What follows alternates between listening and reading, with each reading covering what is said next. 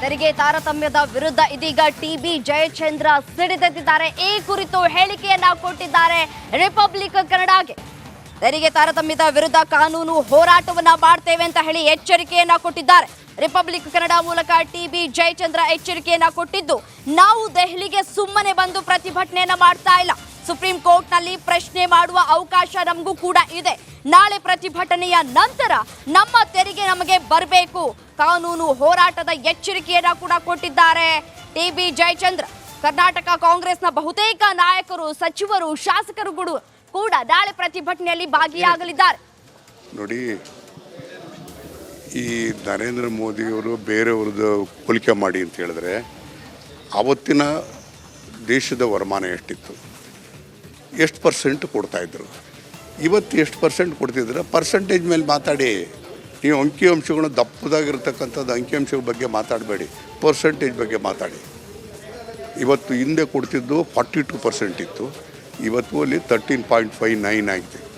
13.9 sir, ಈಗ ಅಂದರೆ ಒಂದು ಪ್ರಶ್ನೆ ಹೇಳ್ತಾ ಇರುವಂಥದ್ದು, ಹಾಗಾದರೆ ಒಂದು ರಾಜ್ಯಕ್ಕೆ ಅನ್ಯಾಯ ಆಗೋ ಸಂಬಂಧಪಟ್ಟಂತೆ ಅನುದಾನ ಬಿಡುಗಡೆ ಆಗುವಂಥದ್ದು ಓಕೆ, ಅದೇ ಹಣಕಾಸು ಆಯೋಗದ ನಿರ್ಧಾರದಂತೆ ಬಿಡುಗಡೆ ಆಗುವಂಥದ್ದು. ನಿನ್ನೆ ನಿರ್ಮಲಾ ಸೀತಾರಾಮನ್ ಅವರು ಕೇಂದ್ರ ಸಚಿವರು ಕೂಡ ಸಂಸತ್ನಲ್ಲಿ ಹೇಳಿದ್ರು, ಅದು ಹಣಕಾಸು ಆಯೋಗ ನಿರ್ಧಾರ ಮಾಡುತ್ತೆ ಅಂತ. ಹಾಗಾದ್ರೆ ಅನ್ನೋದು ಕರ್ನಾಟಕದ ಮಾತ್ರ ಕರ್ನಾಟಕಕ್ಕೆ ಬರೋದಾದರೆ ಉಳಿದ ರಾಜ್ಯಗಳಿಗೆ ಅನುದಾನ ಬಿಡುಗಡೆ ಆಗಬಾರ್ದಾ ಅಥವಾ ಅನ್ನೋಂಥದ್ದು ಪ್ರಶ್ನೆ ಆಗಿರುತ್ತೆ. ಇದಕ್ಕೆ ನೀವೇನು ಹೇಳ್ತೀರಾ? ಈಗ ಹಣಕಾಸು ಆಯೋಗ ಯಾರು control by government of India. ಅವಲ್ಲೇ ವಸ್ತುಸ್ಥಿತಿಯನ್ನು ನೋಡಬೇಕಾಗ್ತದೆ. ಅದನ್ನು ಬಿಟ್ಟು ಅವ್ರಿಗೆ ಅದು ಇದೊಂದು ಪಿಳ್ಳೆನವ ಅಂತ ಮಾಡಿಕೊಂಡು ಅದನ್ನು ಆಧರಿಸೋದ್ರಿಗೆ ಅರ್ಥ ಇಲ್ಲ. ಆಯಿತು, ಈಗ ನಮ್ಮ ತೆರಿಗೆ ಹಣ ನಾವು 4 ಲಕ್ಷ ಕೊಡ್ತಿದ್ದೀವಿ ಅಂತ ನಮ್ಮ ವಾದ. ಆದರೆ ಎಷ್ಟು ಪರ್ಸೆಂಟ್ ನೀವು ವಾಪಸ್ ಕೊಡ್ತಾಯಿದ್ದೀರಿ? 45,000 ಮೇಲೆ ಒಂದಕ್ಕೂ ಬರ್ತಾ ಇಲ್ವೇ? ಆಯಿತು, ದಿಬಿಗೆ ಬಜೆಟ್ನಲ್ಲಿ ನೇರವಾಗಿ ಕೊಡೋದಕ್ಕೂ ಅವಕಾಶ ಇದೆ. ಬಜೆಟ್ ಅಲ್ಲದೇ ಇದ್ದರೂ ಕೂಡ ಯೋಜನೆಗಳ ಮುಖೇನ ನೇರವಾಗಿ ಕೊಡೋಕ್ಕೆ ಅವಕಾಶ ಇದೆ. 2,90,000 ಕೋಟಿ ಮೋದಿ ಬಂದ ನಂತರ ಕೊಟ್ಟಿರುವಂಥದ್ದು ರಾಜ್ಯಕ್ಕೆ ಪುರಸ್ಕೃತ ಯೋಜನೆಗಳಿಗೆ ಅಂತ ವಾದ ಹೇಳ್ತಾರೆ. 10 ವರ್ಷಕ್ಕೆ ಮನಮೋಹನ್ ಸಿಂಗ್ ಕಾಲದಲ್ಲಿ ಅವತ್ತು ದೇಶದ ವರಮಾನ ಏನಿಟ್ಟಿದ್ದು, ಎಷ್ಟು ಪರ್ಸೆಂಟ್ ಕೊಟ್ಟಿದ್ರು, ರಾಜ್ಯ ಎಷ್ಟು ಪರ್ಸೆಂಟ್ ಕೊಟ್ಟಿದೆ ಅಂತಕ್ಕಂಥದ್ರ ಲೆಕ್ಕಾಚಾರಲಿ ಅದ್ರ ಬಗ್ಗೆ ಚರ್ಚೆ ಮಾಡಿ. ಇವತ್ತು ನೀವು ಅಂಕಿ ಸಂಖ್ಯೆ ಅಂದರೆ ದಪ್ಪದಾಗಿದೆ ಅಂತೇಳಿ ಇದನ್ನು ತಗೊಳೋದಲ್ಲ, ಪರ್ಸೆಂಟೇಜ್ ಮೇಲೆ ಲೆಕ್ಕ ಹಾಕಿ ಅವತ್ತಿನ ವರಮಾನ ರಾಜ್ಯದ ವರಮಾನಕ್ಕೆ ಅನುಗುಣವಾಗಿ ಅವತ್ತು ಕೊಡ್ತಾಯಿದ್ರು. ಅವತ್ತು 42% ಇತ್ತು, ಇವತ್ತು 13.9% ಆಗಿದೆ. ನಾಳೆ ಕೂಡ ಬಿಜೆಪಿ ಕೂಡ ಪ್ರತಿಭಟನೆ ಮಾಡ್ತಾ ಉಂಟು. ಸಂಸದ ಡಿ ಕೆ ಸುರೇಶ್ ಹೇಳಿಕೆಯನ್ನು ಖಂಡಿಸಿ ದೇಶ ವಿಭಜನೆ. ನೋಡಿರಿ, ಇದನ್ನು ಒಬ್ಬ ಜನಪ್ರತಿನಿಧಿಯಾಗಿರ್ತಕ್ಕಂಥದ್ದು ಇವತ್ತು ನಮ್ಗೆ ಹಣ ಬಿಡುಗಡೆ ಆಗಲಿಲ್ಲ ಅಂತಕ್ಕಂಥ ನೋವಿನ ಹಿನ್ನೆಲೆಯಲ್ಲಿ ಒಂದು ಎಕ್ಸ್ಪ್ರೆಷನ್ ಮಾಡಿದ್ರೆ ಅದಕ್ಕೆ ಕಾರಣ ಯಾರು, ಪ್ರೇರೇಪಣೆ ಯಾರ್ದು? ನೀವು ಮಾಡಿರ್ತಕ್ಕಂಥ ತಪ್ಪಿನ ಪ್ರೇರೇಪಣೆನೇ ಈ ಎಲ್ಲ ಹೇಳಿಕೆಗೂ ಕಾರಣ. ತಪ್ಪು ಮಾಡಿರೋ ನೀವು ಬಿಟ್ಟರೆ ಇವತ್ತು ಸುರೇಶ್ ವಿರುದ್ಧವಾಗಿ ಹೋರಾಟ ಮಾಡೋದಕ್ಕೆ ಅದಕ್ಕೆ ಸ್ಟ್ರೈಕ್ ಮಾಡ್ತೀವಿ ಅಂತ ಹೇಳಿದಾಗ ಅರ್ಥ ಇಲ್ಲ. ಸುರೇಶ್ ಹೇಳಿದ್ದು ದೇಶ ವಿಭಜನೆ, ಅದು ಸರಿ ಅಂತ ಹೇಳ್ತೀರಾ? ದೇಶ ವಿಭಜನೆ ಅಲ್ಲ, ಈಗ ತಾರತಮ್ಯ ಆಗಿದೆ ಅನ್ನೋದ್ರ ಬಗ್ಗೆ ಎಕ್ಸ್ಪ್ರೆಸ್ ಮಾಡಿದ್ದಾರೆ. ಈ ಎಸ್ ಎಕ್ಸ್ಪ್ರೆಸ್ಡ್ ಆಂಗ್ವಿಷ್, ಅದನ್ನು ಎಕ್ಸ್ಪ್ರೆಸ್ ಮಾಡಿದ್ದಾರೆ. ಮುಂದೆ ಏನಾಗ್ತದೆ ಇದೇ ಥರ ಬೆಳವಣಿಗೆ ಆದರೆ ಅಂತಕ್ಕಂಥ ಮಾತನ್ನು ಹೇಳಿರ್ಬೋದು.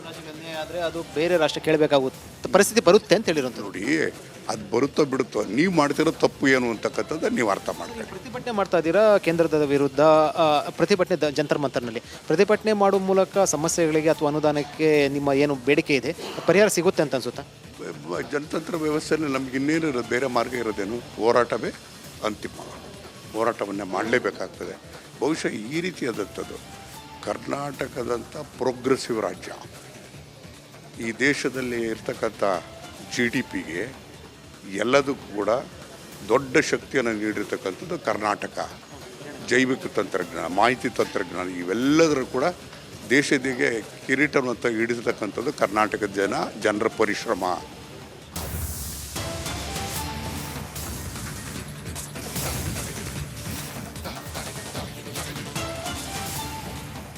ತೆರಿಗೆ ತಾರತಮ್ಯದ ವಿರುದ್ಧ ಕಾನೂನು ಹೋರಾಟವನ್ನ ಮಾಡ್ತೀವಿ ಅಂತ ಹೇಳಿ ಜಯಚಂದ್ರ ಎಚ್ಚರಿಕೆಯನ್ನ ಕೊಟ್ಟಿದ್ದಾರೆ. ನಾವು ದೆಹಲಿಗೆ ಸುಮ್ಮನೆ ಹೋಗ್ತಾ ಇಲ್ಲ, ಪ್ರತಿಭಟನೆಯನ್ನ ನಾವು ಮಾಡ್ತಾ ಇಲ್ಲ. ಸುಪ್ರೀಂ ಕೋರ್ಟ್ನಲ್ಲಿ ಪ್ರಶ್ನೆ ಮಾಡುವ ಅವಕಾಶ ನಮಗೂ ಕೂಡ ಇದೆ ಅಂತ ಹೇಳಿ ರಿಪಬ್ಲಿಕ್ ಕನ್ನಡ ಮೂಲಕ ಹೇಳಿಕೆಯನ್ನ ಕೊಟ್ಟಿದ್ದಾಳೆ. ಇನ್ನು ನಾಳೆ ಪ್ರತಿಭಟನೆ ನಂತರ ನಮ್ಮ ಹೋರಾಟ ಮುಂದುವರಿಯುತ್ತೆ. ಕಾನೂನು ಹೋರಾಟದ ಎಚ್ಚರಿಕೆಯನ್ನ ಕೊಟ್ಟಿದ್ದಾರೆ ಟಿಬಿ ಜಯಚಂದ್ರ. ರಿಪಬ್ಲಿಕ್ ಕನ್ನಡಗೆ ಎಕ್ಸ್ಕ್ಲೂಸಿವ್ ಆಗಿ ಹೇಳಿಕೆಯನ್ನ ಕೊಟ್ಟಿದ್ದಾರೆ ಟಿಬಿ ಜಯಚಂದ್ರ. ಕೇಳೋದು ಬೇರೆ ಏನಲ್ಲ, ನಮ್ಮ ತೆರಿಗೆದ್ರಲ್ಲಿ ನಾವು ಕೇಳ್ತಾ ಇರೋದು. ಕಾನೂನು ಹೋರಾಟದಲ್ಲಿ ಅವಕಾಶ ಇದೆಯಾ ನಿಮ್ಮ ಪ್ರಕಾರ? ಯಾಕೆ ಹೋಗೋದಿಲ್ಲ? ಸರ್ವೋಚ್ಚ ನ್ಯಾಯಾಲಯಕ್ಕೆ ಈ ಥರ ತಾರತಮ್ಯದಾಗಲೂ ಕೂಡ ಮಾಡೋದಕ್ಕೆ ಅವಕಾಶ ಇದೆ. ಈ ನಾಳೆ ಪ್ರತಿಭಟನೆ ಬಳಿಕ ಒಂದು ಒಂದು ಒಂದು ಚಿಂತನೆ ನಡೆಸ್ತೀರಾ? ಕಾಂಗ್ರೆಸ್ನ ನಾಯಕರು ಕೇಂದ್ರ ಸರ್ಕಾರದ ವಿರುದ್ಧ ರಣಕಹಳೆಯನ್ನ ಮೊಳಗಿಸ್ತಾ ಇದ್ದಾರೆ. ದೆಹಲಿಯ ಜಂತರ್ ಮಂತರ್ನಲ್ಲಿ ನಾಳೆ ದೊಡ್ಡ ಮಟ್ಟದ ಪ್ರತಿಭಟನೆಗೂ ಕೂಡ ಈಗಾಗಲೇ ವೇದಿಕೆ ಸಿದ್ಧಗೊಂಡಿದೆ. ಕೇಂದ್ರ ಸರ್ಕಾರದ ವಿರುದ್ಧ ಕಾಂಗ್ರೆಸ್ ಪಡೆ ದೆಹಲಿ ಚಲೋ ಹಮ್ಮಿಕೊಂಡಿದೆ. ದೆಹಲಿಯಿಂದ ರಿಪಬ್ಲಿಕ್ ಕನ್ನಡ ಅತಿ ದೊಡ್ಡ ಕವರೇಜ್ ಅನ್ನು ನೀಡ್ತಾ ಇದೆ ಈ ಕೇಂದ್ರ ಸರ್ಕಾರ ಮತ್ತು ರಾಜ್ಯ ಸರ್ಕಾರದ ತೆರಿಗೆ ಸಮರದ ವಿಚಾರವಾಗಿ. ಕೇಂದ್ರ ಸರ್ಕಾರದ ವಿರುದ್ಧ ಕಾಂಗ್ರೆಸ್ ಅನುದಾನ ಕದನ ಜೋರಾಗಿದೆ. ನಮ್ಮ ಪಾಲನ್ನ ಕೊಡಿ ಅಂತ ನಾವು ಕೇಳ್ತಾ ಇದ್ದೀವಿ, ತಪ್ಪೇನು ಅನ್ನುವಂತಹ ಪ್ರಶ್ನೆ ರಾಜ್ಯ ಸರ್ಕಾರದ. 7ನೇ ತಾರೀಕು ಅಂದ್ರೆ ನಾಳೆ ರಾಷ್ಟ್ರ ರಾಜಧಾನಿಯಲ್ಲಿ ಕಾಂಗ್ರೆಸ್ ಶಾಸಕರು ಸಂಸದರು ಧರಣಿಯನ್ನ ನಡೆಸಲಿಕ್ಕಿದ್ದಾರೆ. ಜಂತರ್ ಮಂತರ್ನಲ್ಲಿ ಕಾಂಗ್ರೆಸ್ ಬೃಹತ್ ಹೋರಾಟವನ್ನ ಕೂಡ ಹಮ್ಮಿಕೊಂಡಿರೋದು. ನಿನ್ನೆ ಈಗಾಗಲೇ DK ಬ್ರದರ್ಸ್ ಸ್ಥಳ ವೀಕ್ಷಣೆಯನ್ನ ಕೂಡ ಮಾಡಿದ್ರು, ಪರಿಶೀಲನೆ ಮಾಡಿದ್ರು. ತಾವು ಪ್ರತಿಭಟನೆ ಮಾಡುವಂತಹ ಸ್ಥಳ ಏನಿದೆ ಜಂತರ್ ಮಂತರ್ನಲ್ಲಿ. ಇದೇ ಸಂದರ್ಭದಲ್ಲಿ ಹಲವು ವಿಚಾರಗಳನ್ನ DK ಶಿವಕುಮಾರ್ ಪ್ರಸ್ತಾಪ ಮಾಡಿದ್ದಾರೆ. ನಮಗೆ ಆಗ್ತಿರೋ ಅನ್ಯಾಯ ಪ್ರಶ್ನೆ ಮಾಡೋದು ನಮ್ಮ ಕರ್ತವ್ಯ, ಅದನ್ನು ನಾವು ಮಾಡ್ತೀವಿ. ಇನ್ನು ಈ ಪ್ರತಿಭಟನೆ ಕೇಂದ್ರ ಸರ್ಕಾರದ ಗಮನ ಸೆಳೆಯೋದಕ್ಕೆ ಅಂತ ಹೇಳಿದ್ದಾರೆ. DCM DK ಶಿವಕುಮಾರ್ ರಿಪಬ್ಲಿಕ್ ಕನ್ನಡದ ಜೊತೆಗೆ ಮಾತಾಡುವಾಗ ಹೋರಾಟದ ರೂಪುರೇಷೆ ಮತ್ತು ಹೋರಾಟದ ಉದ್ದೇಶದ ಬಗ್ಗೆ ತಿಳಿಸಿದ್ದಾರೆ.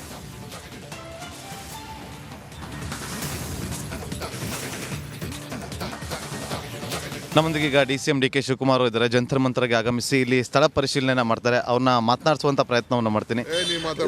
ಸರ್, ಈಗ ಅಲ್ಲ ಸರ್, ರೂಪುರೇಷೆ ಹೇಗಿರುತ್ತೆ ಅಂತ ಸರ್ ಅಷ್ಟೇ ಸರ್, ರೂಪುರೇಷೆ ಹೇಗಿರುತ್ತೆ ಅಂತ. ಅಲ್ಲ ಸರ್, ಈಗ ವಿತ್ತ ಸಚಿವರು ಒಂದು ಮಾತು ಹೇಳಿದ್ದಾರೆ, ತೆರಿಗೆ ವಿಚಾರವಾಗಿ ಹಣಕಾಸು ಸಚಿವಾಲಯಕ್ಕೆ ಅದು ಬರೋದೇ ಇಲ್ಲ ಅಂತ ಹೇಳಿದ್ದಾರೆ ಇವತ್ತು ಸಂಸತ್ನಲ್ಲಿ. ಈಗ ತೆರಿಗೆ ವಿಚಾರ ಹಣಕಾಸು ಬರಲಿಲ್ಲ ಅಂತ ಮೇಲೆ ಇನ್ನು ಯಾಕಪ್ಪ ಅವ್ರು ಮಂತ್ರಿಯಾಗಿರ್ತಾರೆ ಹೇಳಿ. ಅವ್ರ ಜವಾಬ್ದಾರಿ ಅದು.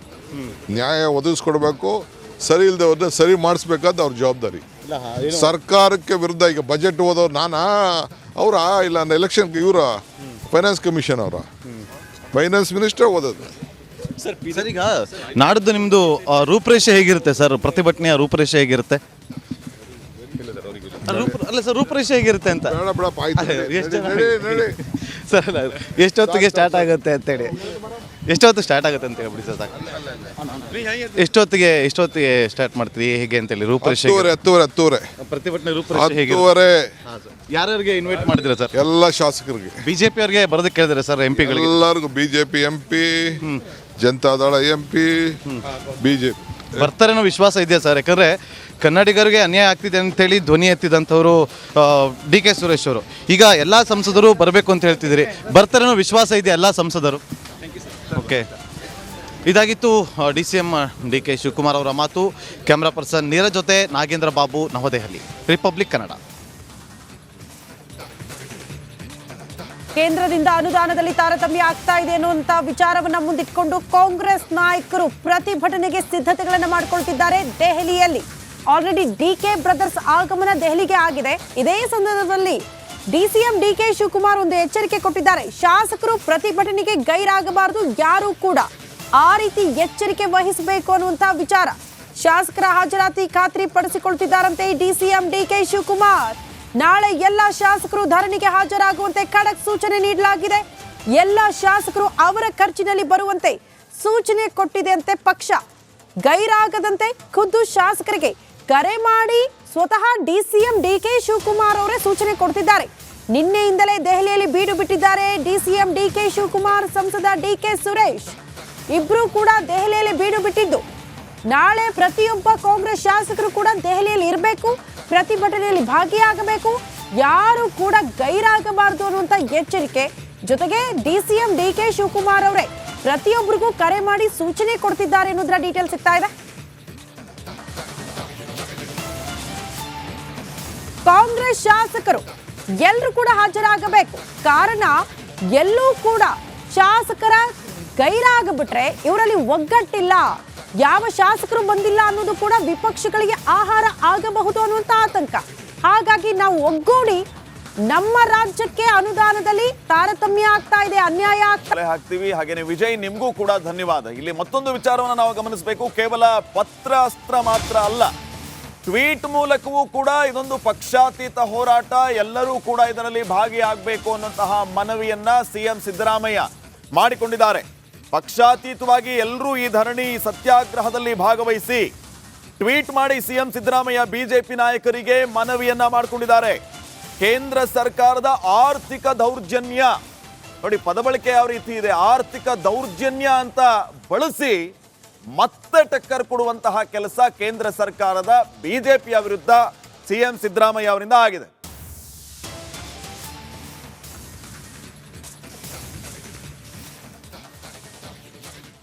ಈ ರೀತಿ ಪತ್ರ ಅಸ್ತ್ರ, ಮತ್ತೊಂದು ಕಡೆ ಟ್ವೀಟ್ನ ವಿಚಾರ, ಹೀಗೆ 10 ಹಲವು ವಿಚಾರಗಳನ್ನ ಇಟ್ಕೊಂಡು ಕಾಂಗ್ರೆಸ್ ಕೇಂದ್ರ ಸರ್ಕಾರದ ವಿರುದ್ಧ ತೆರಿಗೆ ಸಮರವನ್ನ ಸಾರಿದೆ.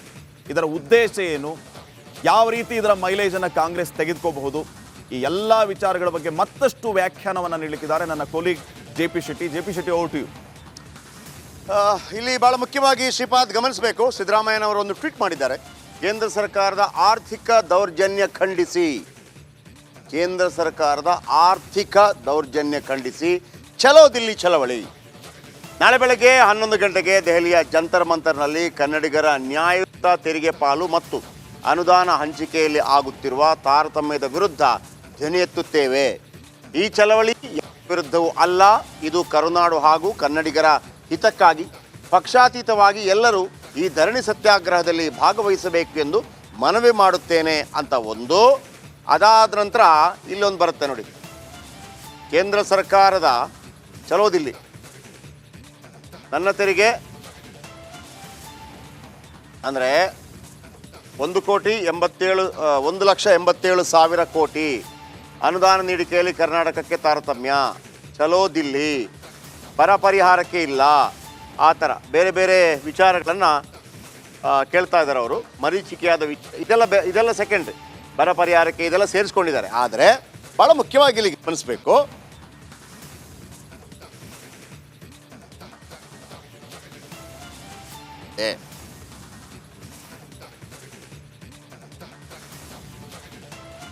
ಫೈನ್ ಜಯಪ್ರಕಾಶ್, ಒಂದೇ ನಿಮಿಷ ಮತ್ತೆ ನಿಮ್ಮನ್ನು ನಾನು ಸಂಪರ್ಕ ಮಾಡ್ತೀನಿ. ಈಗಾಗಲೇ ಟ್ವೀಟ್ ಮೂಲಕ, ಪತ್ರದ ಮೂಲಕ ಕೇಂದ್ರ ಸರ್ಕಾರದ ವಿರುದ್ಧ ಹರಿಹಾಯ್ತಾ ಇರುವಂತಹ ರಾಜ್ಯ ಕಾಂಗ್ರೆಸ್ ಆರ್ಥಿಕ ದೌರ್ಜನ್ಯ ಅನ್ನುವಂತಹ ವಿಚಾರವನ್ನ ಪ್ರಸ್ತಾಪ ಮಾಡಿ, ಮತ್ತೊಂದು ಕಡೆ ಮಲತಾಯಿ ಧೋರಣೆಯನ್ನ ಅನುಸರಿಸ್ತಾ ಇದೆ ಅನ್ನುವಂತಹ ವಿಚಾರವನ್ನ ಪ್ರಸ್ತಾಪ ಮಾಡಿ, ನಮಗೆ ಆರ್ಥಿಕವಾಗಿ ಸಹಕಾರ ಕೊಡುವ ವಿಚಾರ ಒಂದು, ಮತ್ತೊಂದು ಕಡೆ ಹಲವು ಯೋಜನೆಗಳಿಗೆ ಅನುಮತಿ ನೀಡದೆ ನಿರಾಕರಣೆ ಮಾಡ್ತಾ